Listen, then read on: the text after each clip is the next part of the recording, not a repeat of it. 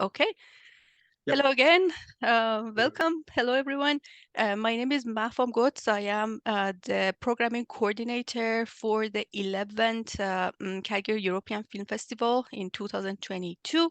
And this is the Q&A session for the Dutch movie of this year, The Judgment, with the film director Sander Borger. Thank you so much for accepting our invitation. And I start with the first question I read this movie is based on a real case in the Netherlands. Yep. So I was curious to know, tell us more about that case and when did that happen and how and why did you decide to make this movie based on that case? Basically, the journey of this movie, how that started. Okay. And without giving away any spoilers, which is quite difficult, you asked me. Oh, okay. Um, yeah, it's a true case, and basically it started with a murder case in 1999, where the police made a lot of mistakes, and they arrested a person, and there was a lot of doubt about the fact if he was the killer or not. And at some point, without spoiling too much, he was released, but turned out that in 1999 in Holland, DNA wasn't really part of the process yet. It was very new, so people were still, yeah, it was not something that was in cases like this that they used immediately. So in 2004 or 5, when they re-looked at the case, all of a sudden they did look at the DNA, and the guy who seemed to be innocent turned out to be, well, for 99% the victim or the killer. Oh, So in the end, I mean, the police did a shitty job, but he was the killer after all. But because there was so much news around the fact that he was probably innocent, nobody saw it coming that he was sent back to jail again. mhm. Um, and well, the film pretty much starts with his second conviction, and the guy went completely nuts in jail in the courthouse. And those images were, well, they made a lot of impact in Dutch society. Everybody saw them, and everybody who saw the images was like, okay, this guy's innocent. Um, and then there's, yeah, and without giving away too much of the movie yet, what happened was that there was this this famous Dutch guy who got involved in the case, and he was claiming, well, the guy's innocent, and it's a very it's a lawyer trick, and he pointed out somebody else who was the real killer, and pretty much the whole media circus that happened then. That is, I think, the core of the movie. So it's and that also made that we had to be very careful with the facts, because the movie is about somebody who changes the facts, and well, we couldn't do the same with the movie. So we have a very strong disclaimer in the beginning. So it's much more than just based on a true story. It really is like all the facts are true or really happened, and of course there's fiction, but it's everything that you see in the movie really happened. Oh, okay, interesting. Thank you so much. So basically, this case was a very famous and popular case in Holland in those years, right? Yeah, yeah. Okay, okay. And actually, it lasted till last year, because it was redone over so many times that it was in the news for about 20 years. So Oh, it's a very big case in Holland. Yes. okay. Good to know. Thank you so much. My second question, tell us more about how you wrote the script. I was personally very curious about that because Yeah. I think you did a great job in writing this script. Seriously, I don't know, did you write that? I think because there's also a book based on this story. Did you write it Yeah. based on the So, book or the well, what case? happened was that the journalist, who's the main character in the movie, who um, who first thought the guy was innocent after the DNA turned up, turned around and was, well, convinced that the guy wasn't innocent at all. But of course, he created pretty much, it's a journalist who creates a monster and has to fight this monster. And he doesn't succeed. And in the end, he was so frustrated that he wrote a book where he put in all the facts. Because what happens in the media, especially when it takes place for such a long time, that people, there's a lot of things happening in between, and people don't have they don't see the scope of the whole thing. So that's also what the movie did. Within a little bit more than 2 hours, we put together the whole case, which is 6 or 7 years. And then all of a sudden people were like, oh, wow, we've really been fooled. And so the book is written by the journalist. That's where we got all the facts. And the drama part of the guy who becomes the victim, who's pointed out as the replacement killer. That part we did research ourselves. So we had contact with those people. We had to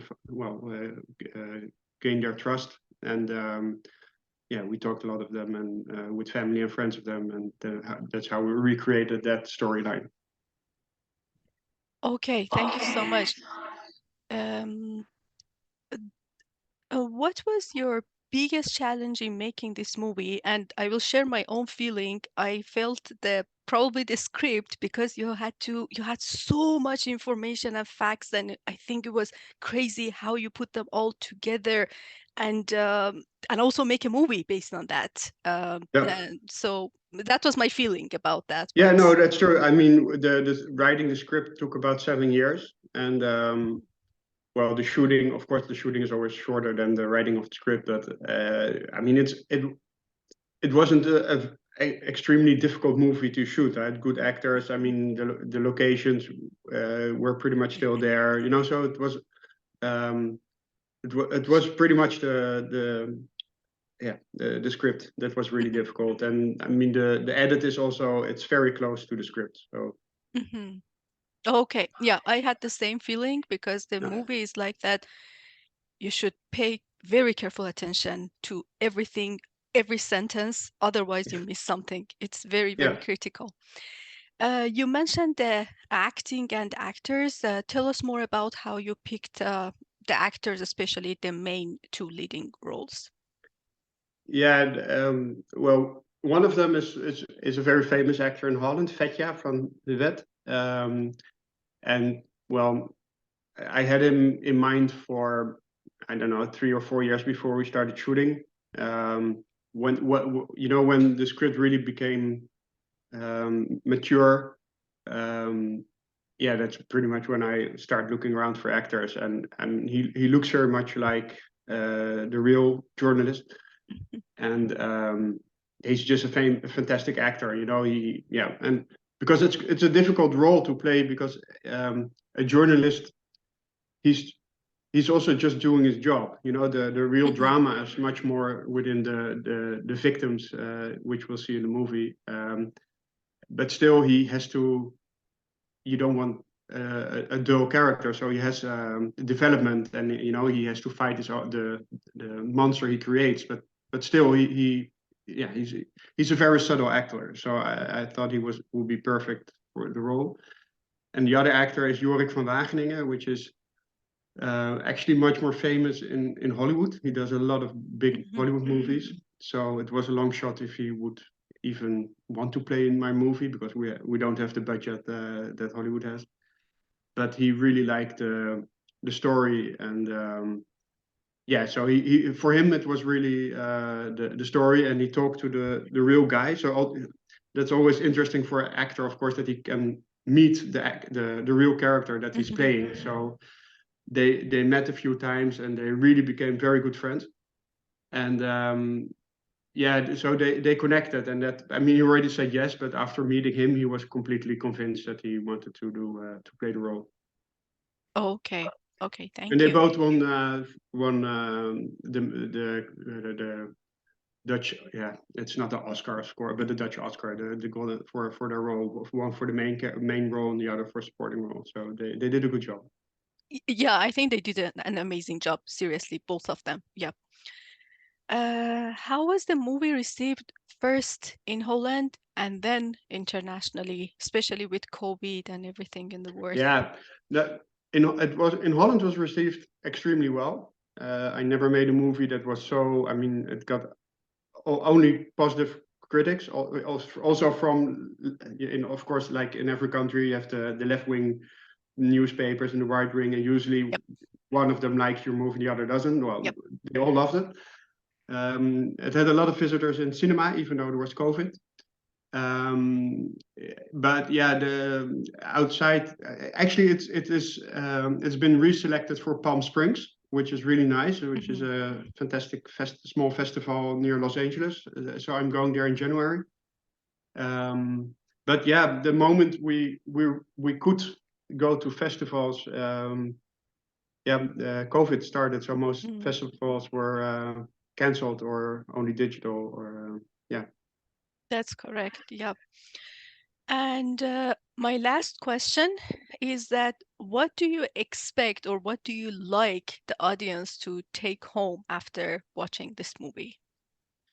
Um, Well, in Holland, it was very clear that I wanted Yep. people to be angry and that they really would, like, especially people of my age and older that really remember the case very well, that Mhm, they had the feeling, oh, we've been really tricked by this mhm, famous Dutch guy. Um, I think internationally, well, in like after 4 years of Trump, I think the world has changed in people who believe in fake news and who don't. I mean, the movie is about fake news, but which took place. It's probably one of the first victims of fake news because the guy who started off the whole campaign was an internet pioneer in Holland. You know, so he really was the mm, one of the first people in Holland who understood how powerful internet could be, especially because at that moment people took internet as serious as a real newspaper, you know, so they really yes. thought it was very real what everything he wrote down. Now people are more cautious and don't even trust the real newspaper anymore.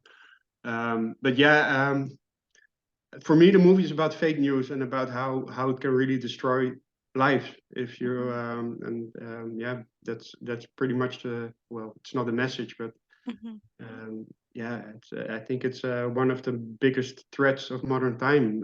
mhm, Like, of course, not the environmental, but I mean, fake news is becoming so big that mhm, even, you know, elections are being stolen. You know, it's like, and people believe it, people don't believe it. It's so difficult to get good news at the moment and sources that you can really trust. And you know, especially when you go on the internet, you can, if you find this story, you can always find somebody else who tells a different story. And yeah, what's true? And of course, there's only one truth, but people seem to question the truth by scientists, by you know, even global warming. Are people who still doubt about it? You know, I'm like, mhm, how?